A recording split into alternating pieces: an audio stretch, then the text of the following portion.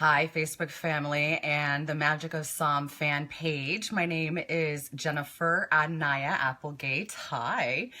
And welcome to day 24 of the Magic of Psalm Facebook Live 30 day of going live for 30 days where we enrich you and share our knowledge, our expertise, and our passion for what we're doing with this 501c3 nonprofit.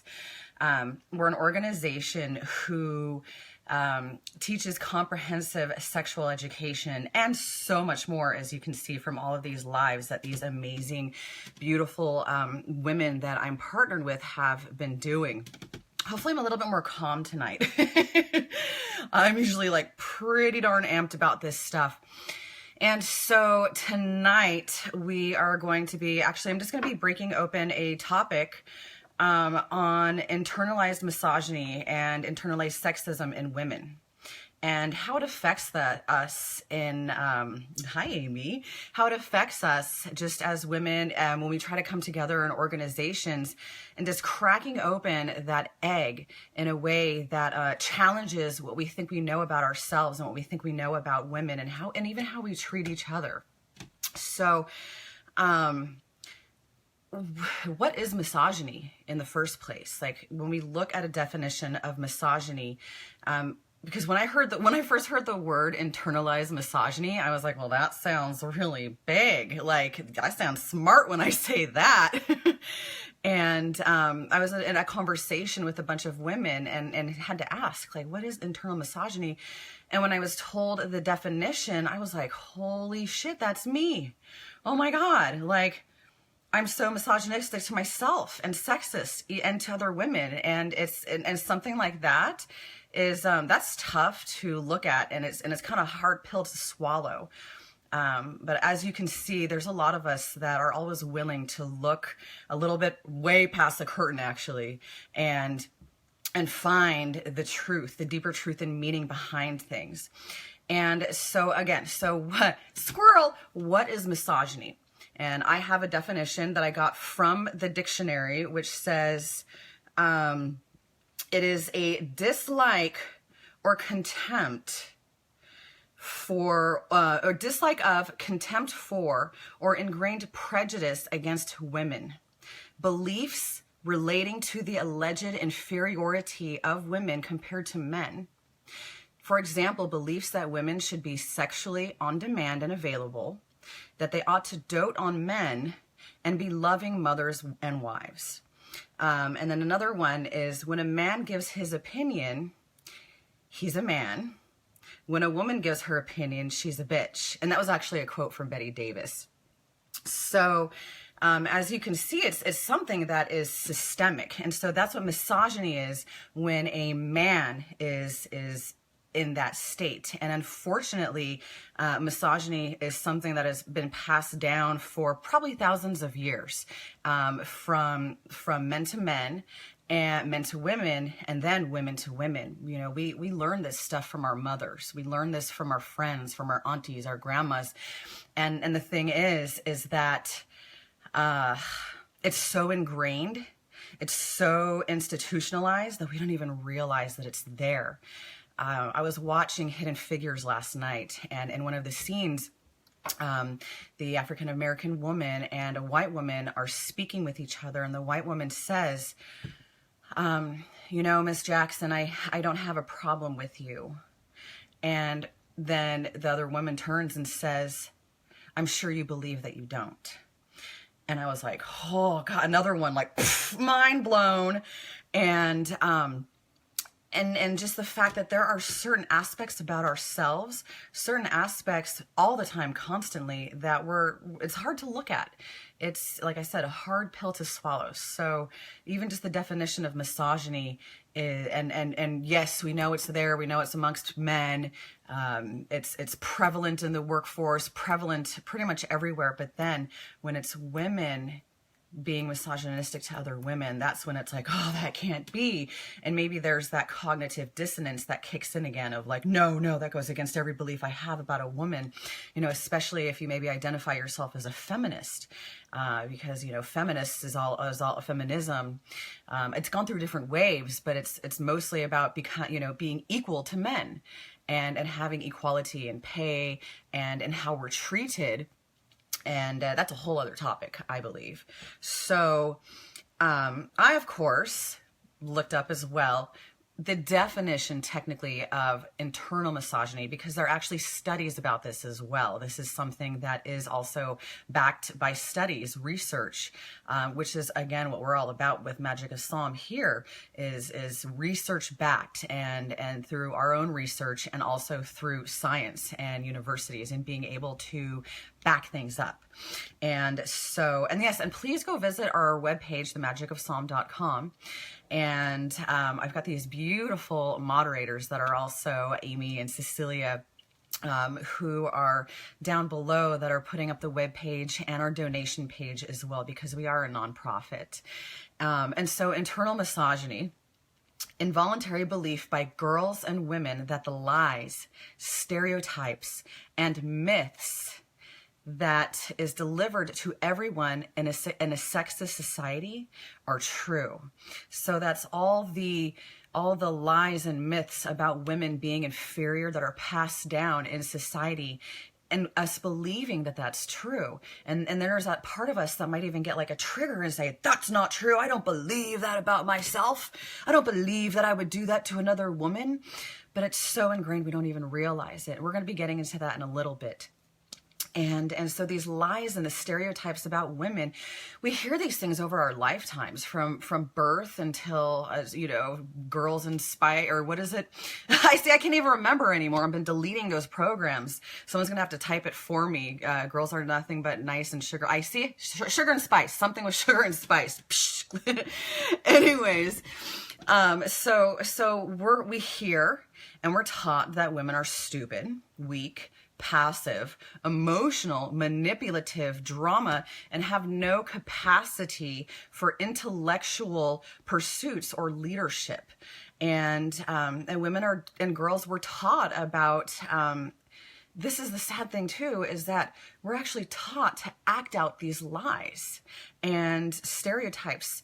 Then what ends up happening, and this is what's detrimental about internal misogyny, is that we turn against ourselves, we doubt ourselves, and then we doubt each other. Yeah, thank you, Jenny. So we've got Jenny Ibarra on here too. Yeah, exactly. Delete. And so these things we actually end up acting out. And I'm going to give some examples from my life, how it's affected me personally, because like I said, I've completely admitted that I've been a misogynist. I've been sexist towards women, towards myself. And it does start with ourselves. And actually, I'm going to scroll up really quick again, because like I said, I write down talking points, because otherwise I'll scroll out and then start teaching you guys how to build a rocket ship or a Stargate. And then it'll be like, what? And so I saw this really, really cool quote today, and it was, when an egg is broken from an outside source, life ends. If an egg is broken by an inside source, life begins. And great things happen from the inside. So again, this recognizing internal misogyny is something that starts on the inside. And the first thing that I would want us to do, because I did have a friend ask me on Instagram, and she says, well, what do we do? And how do we start this conversation with women who maybe don't want to know about this and don't care, or they're just not plugged in? And, arguing with a fool means that they're going to win. So, we can't argue, obviously, but we can walk the talk. We can walk the talk. And the first thing that we do is forgive ourselves, is forgiveness. And not the kind of forgiveness that's a pardon, because I think a lot of times people mistake forgiveness as pardoning another party. Like praying that you're going to have forgiveness for this person, and then telling somebody else, I've forgiven them, but have you really? Or have they just been pardoned of their actions while you still hold on to something and maybe hold on to some type of hurt because true forgiveness hasn't happened? And I loved how Carlos, who was on the other night talking about restorative justice, and he said that when you have forgiveness of yourself, you don't need forgiveness from an outside source. So again, that egg being cracked from the inside, great things happen from the inside. And so starting with forgiveness of self, like when I looked in and looked behind the curtain and said, shit, I'm an absolute misogynist and I've claimed to be a strong, empowered woman. And instead of beating myself up and feeling shame about it, was like, okay, I have to forgive myself. How am I supposed to move on? And it's not just like an overnight thing where I'm like, I forgive myself, I am forgiven. It's work. It's a lot of internal work. And so again, I would say first step, forgiveness. And then second step is just forgive the whole entity of misogyny and sexism. Again, it's not a pardon. It's not a pass. It's just saying, I set myself free from those chains because I've been holding on to something and keeping myself in prison by believing that I'm a victim. And also, and again, no pardons. This isn't a pardon. It's just saying I cannot be controlled by this circumstance anymore. So we forgive ourselves. That's the first thing. And so I wanted to discuss some ways that internal misogyny will manifest in our lives. And I'll start with myself first because I have my own perception and I have my own experiences and I can't apply them to other people's lives, but I can also see what I've done and then maybe use observation and say, yeah, I've seen this also. And how it materialized in my life was I grew up in a family that my mother stayed at home, cooked, cleaned, she did everything. She called herself an at-home technician. And dad, he went to work. My mother's Latina, and I really should point that out because I do believe that a lot of that misogyny, through my experience, it's very prevalent in that culture and starting to unwind. But again, it is pretty prevalent. And then my dad is white, as white as you can get. Like, there's nothing other than Nordic and German in that man. So she was very subservient to him and defiant still in certain ways. And she did everything for us, cook, clean, just everything was a lesson. But through my own observation and perceptions as a child, because when we're children, we're like in this theta brain state where we take everything literally. We're literally taking in 100% of everything all around us. So I grew up with the belief that a woman should be on demand at all times for a man. I also then, and how that manifested was when I was in relationships with men, or if a man was flirting with me and he wanted to have sex with me, I would feel this like pressure inside myself, like I actually had to say yes, even if I meant no, and then would feel traumatized about it later. And so that was one way that aspect manifested in my life. And then also that women need to compete with each other for a man, because unfortunately, and if my mom's never on Facebook, but one day maybe she'll see this. Unfortunately, my mother competed with me. I was the firstborn, and she actually competed with me for my father's attention. And being an intuitive child and just open to everything, we pick up on those things. Children are so smart, and we pick up on those things. We don't miss a thing. And so because of this, not missing a thing, being intuitive, I felt that competition. At first, I felt betrayed because my mom is supposed to protect me. I had this idea of how I wanted her to love me. And it wasn't manifesting in my material life that way. And so there was this underlying competing for attention from a man. And so instead of treating me like a daughter, I was treated more like competition, and it came out in very subtle ways. And ways that would manifest would be like everybody is around dinner table and I'm doing homework and maybe the only person doing homework afterwards. And then my mom would say, Jennifer, I left dishes for you, but not anybody else that were male. And just little things like that. But over a lifetime and getting it from all angles, it starts to become ingrained, and that becomes an emotional landscape. And so I ended up becoming a tomboy, like very tomboyish. I would play boys sports. I was on the men's wrestling team in high school, and one of like two girls, we were like, we're going to be wrestlers. Like, I was just doing everything in a way, because of course I would rebel. And so I was doing anything I could just to be around the boys. And already early on in high school would say things like, I prefer to only be around guys because at least I can trust them. I know what they want. But with women, they're drama and catty and they talk shit behind your back. And my experiences growing up was the one woman who was a primary figure in my life was a person who was competing with me, instead of, and over-mothering in a certain way. It was like this compensation of like, oh, I'm competing with her, I feel guilty, I'm going to over-mother. And so I became very tomboyish. Boys wrestling team. I'm an aviation engineer in the military, or I was an engineer. I just did everything I could to try to prove myself that I also was just as good as boys, because I did see the preferential treatment that they got. And that's how it manifested in my life. And I'm not saying that I regret any of those things that I was doing, because, you know, it is pretty cool to say, yeah, I was an aviation engineer. I fixed helicopters and I can change your tire on your helicopter. Like, that's pretty awesome. Was it something that I wanted to do with my life and feel fulfilled by? No. But again, it was just manifesting this way and also I would trust a man's opinion over a woman's opinion. And again, you know, so maybe you can identify with some of the things that I'm saying, and maybe it just triggers a memory in you of like, damn it, I did that too. Ah, shit. All right. You know, make humor of it, because it's like, it's a relief when you can start to pick those things out.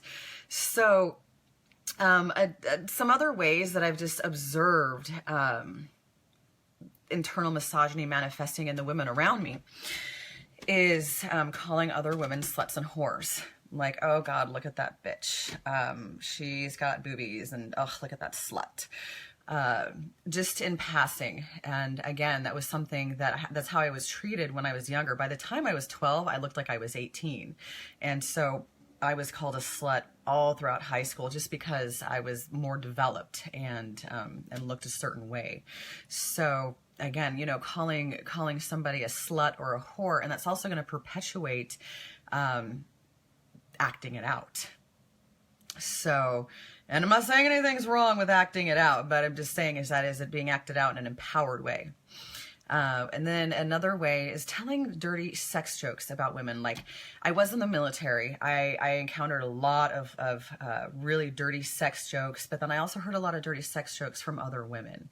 And it would involve like a woman getting donkey punched. And it was always like if you don't know what that is, don't even bother. It's not cool. It's violence against women. It's like all these dirty sex jokes were always like some prank that was being played on a woman during sex. And it's and just a way to basically violate her. And again, it is an act of violence. So even telling those jokes and laughing at them is another way that it's a really shady form of violence that a person can perpetuate against another person, another human. And so those dirty jokes, I remember hearing them and laughing, and still you feel that thing in your gut where you're like, I'm uncomfortable and I don't know why. And so, and that's like the truth and this lie coming together, and then you starting to feel the truth and going, oh, there it is. I can feel it bubbling. We got Mason here. Hi, kiddo. Mom. Uh-huh. Is my ear okay? Your ear is okay. What happened? Here, go talk to Ricky about that. He's downstairs right by you. Your ear's totally fine. See the mother. Well, come and say hi. But what happened? I keep hearing this drumming in my ear. You keep on hearing drumming in your ear? Is that Jumanji? I think it might be Jumanji. Okay, but Bubba's, I'm on a really important topic, and I would love for you to be a part of it. But go and check on Ricky, okay? He'll be able to help you with that too.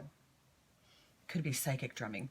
Anyways, so I'm like, where was I? Squirrel.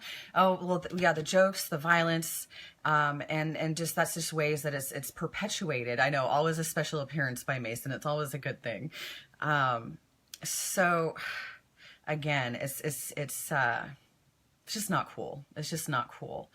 Find that feeling in your gut, the truth.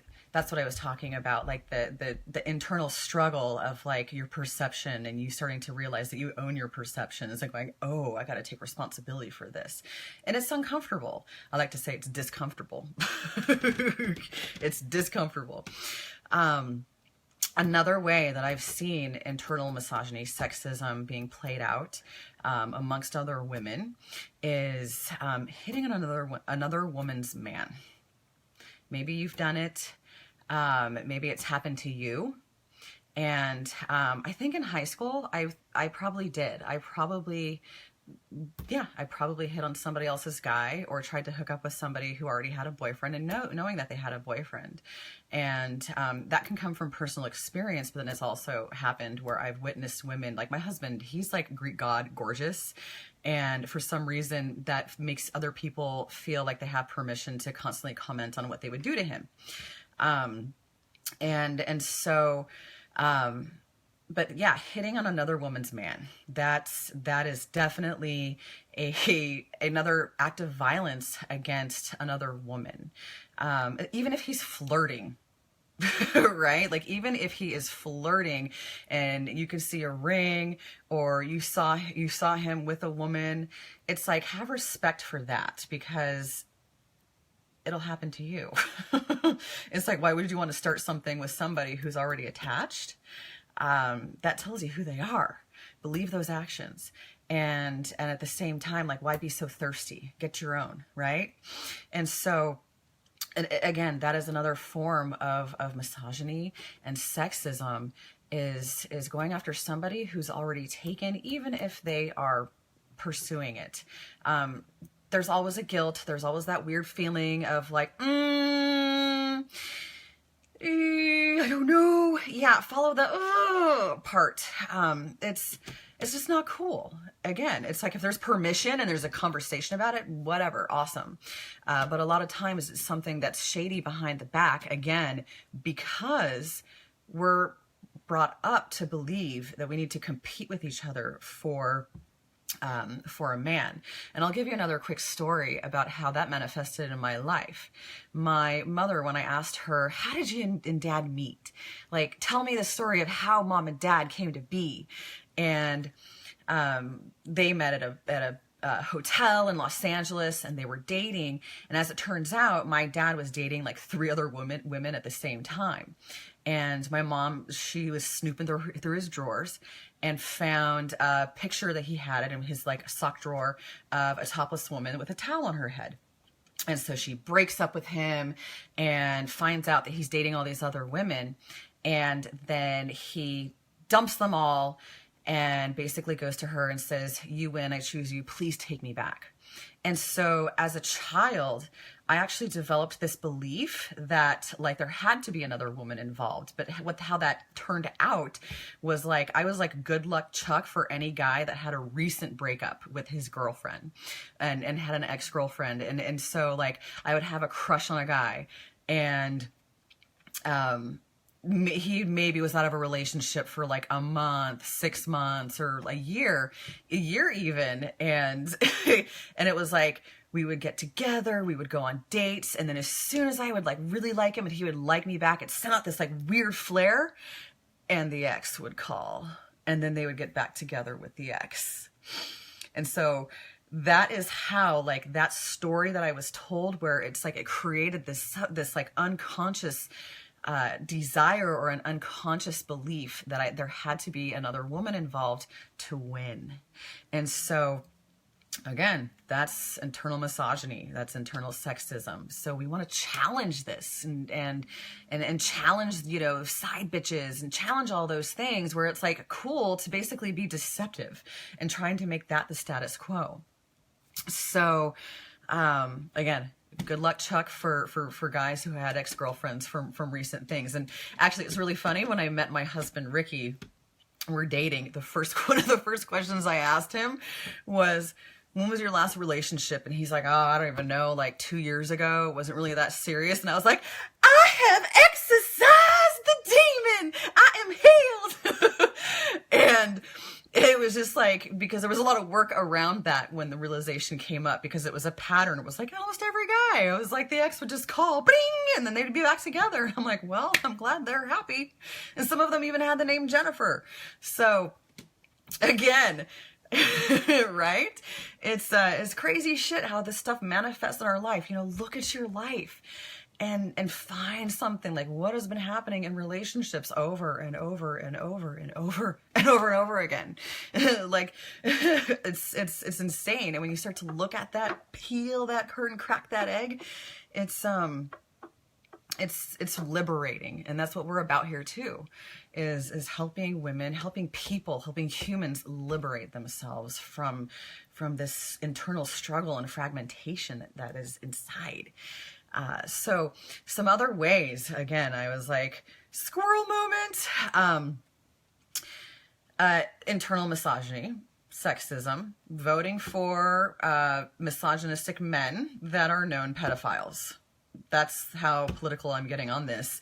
But there was a study done that was proven that the women were voting for these men.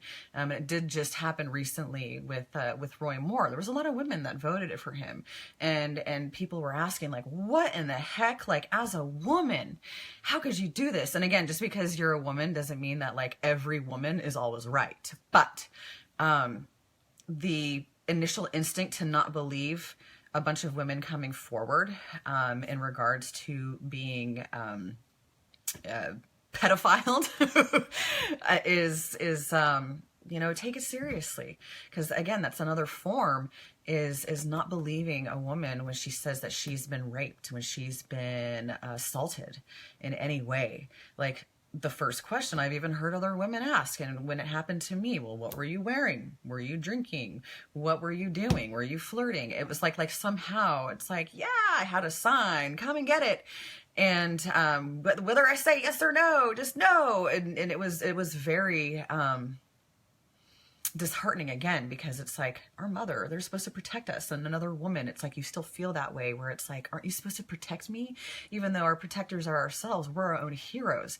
But just from another person who's probably felt the same things you did, not aligning in that way and questioning you, it's definitely it's a gut check. It definitely hits you on the gut. And so but in this study, it was proven that women will align themselves with a powerful man, even if he's misogynistic and a rainmaker, and because they believe that somehow they will benefit from his power, like it will be bestowed onto them by aligning with that power. But what really happens is ends up shooting you in the foot. And so again, it's like bred into us, where it's like the man is right and he's intelligent, and whatever a woman says is, you're going to have to double check it. You're going to have to check her source. But if a man says it, and again, this isn't about man bashing. These are just beliefs that I'm challenging, that we can look at. And so, again, voting for and aligning with men specifically, believing that somehow, it's a subconscious belief that somehow they will experience the same power that he does. And I'll find the article and the research and all that stuff. I'll like re-find it, and we can post it on the page so you guys can see that too. It just solidifies it a little bit more, when you're like, there it is, holy shit, all these holy shits. So another way that it manifests is maybe, have you ever doubted yourself if you're around a bunch of men and somehow feel that your opinion isn't as important? Or I still wrestle with this, where if I was in a room with a bunch of men in suits, I would be really nervous and I would be doubting myself and feeling like I have to qualify myself with logic and blah, blah, blah. But, and that's still something that I wrestle with. But it's like, would I do it? Fuck yeah. Pull it off, of course. Last thing of pointing out is, I heard somebody saying one time that they were man strong, where like, I can lift this and I can do this and I can do it just like a man. And it's like, okay. And so believing that you need to change yourself and shift yourself to be man strong. And I remember joking back saying, well, I'm goddess strong, because why would I want to lift that when I can get 2 people to do it for me? Or is that queen strong? So this queen strong. And, could I? Absolutely. But it's like, do I have to just to prove something? No. Again, so I'm hoping that on some level, this has made you squirm a little bit, to just like get that feeling like, have I done this? Have I said this? Have I been this? Have I seen it? Have I seen it and not spoken up and not said anything and stand up for somebody? Because I'm standing up for myself too. We don't have to verbally lynch people when we're standing up for ourselves either. We can be respectful. I've always tried to neutralize these situations when I'm in person by asking a question first. And so when my friend asked that way, you know, a way to be able to start this conversation is, you know, if you're seeing something in that realm happening blatantly in front of you, especially like, let's just say, use dirty jokes as an example, like somebody telling a dirty, sexy joke and it's really offensive. Hi, Tracy. And it's really offensive. And you're like, oh my God, this guy's talking about donkey punching and doing something to a woman in the middle of sex that she doesn't even know is coming, did not consent to, and it's being done, and then it's done as a joke. And so what if that joke is being told in front of you? Bring it up. Maybe ask the other female who told it to you, or the other female that laughed along with it, along with the guys. Like, are you really okay with this? And not like, are you really okay with this? And being upset, but asking in a reasonable manner. I always do believe asking in a respectful manner and asking a question with sincere curiosity. Why do you think that's funny? Is it funny because he thinks it's funny? Or are you uncomfortable? Like, this makes me uncomfortable.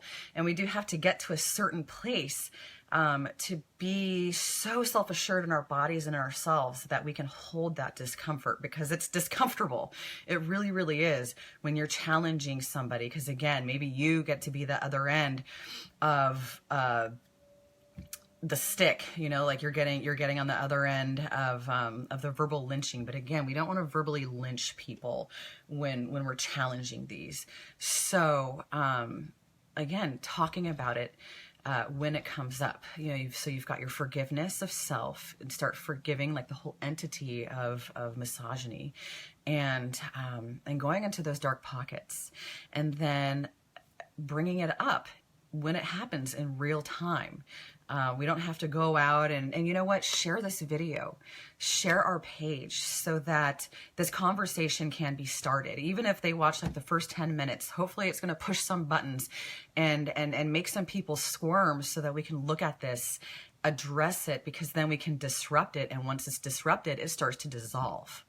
It starts to really go away. And we do that through walking our talk. And will we be perfect? No. Like, as you guys know, definitely not perfect, but will happily laugh at myself about it.